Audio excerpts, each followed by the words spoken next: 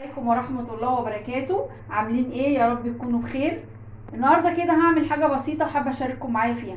هعمل شوية ملوخية ناشفة. معانا ملوخية، معانا توم، على كزبرة ناشفة، على شوية ملح، ومعانا شوربة. هي الشوربة حاليا اللي عندي شوربة لحمة. اي شوربة موجودة عندك، لحمة، فراخ، اي حاجة. تعالى اوريكم، هي مش تاخد وقت وحاجة بسيطة، مش تاخد وقت معانا. وتعالى اوريكم هنعمل الملوخية ازاي. هنقول بسم الله الرحمن الرحيم. معانا حلة على النار، معانا الشوربة بتاعتنا،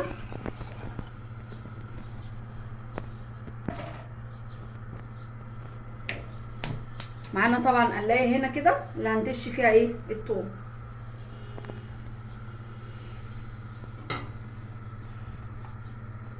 عايزة اقول لكم على حاجة، حطوا حبة من التوم بتاعنا ده في الشوربة كده الاول، بيدوا طعم جامد قوي. ما تنسوش الحتة دي، يعني لما تحطوا شوية توم كده مع الشوربة قبل ما ننزل الملوخية هتعجبكم قوي. وهنقول بسم الله الرحمن الرحيم. ننزل الملوخية الناشفة الجميلة بتاعتنا دي، وبسم الله الرحمن الرحيم. انا عارفه ان احنا كلنا بنعرف نعمل ملوخيه، بس ايه، كل واحد وليه طريقه. ممكن طريقتي تعجبكم، ممكن انتوا تكتبوا لي طريقه تانية. هنقلب كده. بص التومه مع اللي انا حطيتها جميله جميله جميله. وهنا هننزل بالثوم بتاعنا الجميل ده اللي هو بالكزبره، حبه الملح. والله ما هتاخد معانا وقت، مش قادره اقول لكم على الريحه. ريحه الثوم مع الكزبره الناشفه دي تحفه.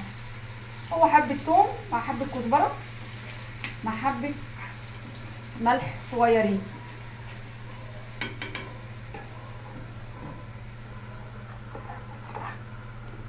بصوا حبايبي، بصوا سمكها عامل ازاي، ولا خفيفه قوي ولا تقيله قوي، مظبوطه.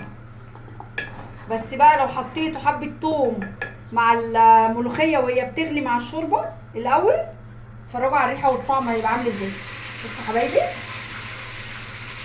اهي، ندفع عليها كده على طول ونقوم طشين عليها التومه الجميله بتاعتنا. اجهزها لكم حبايبي وارجع لكم، وبالهنا والشفا.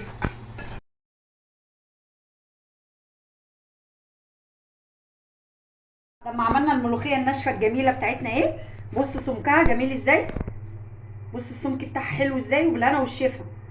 وما تنسوش بقى اللايك الجميل بتاعكم والاشتراك عشان يوصل لكم كل جديد مني، مع يوم جديد، مع اكله جديده. واشوفكم على الف خير، مع الف سلامه.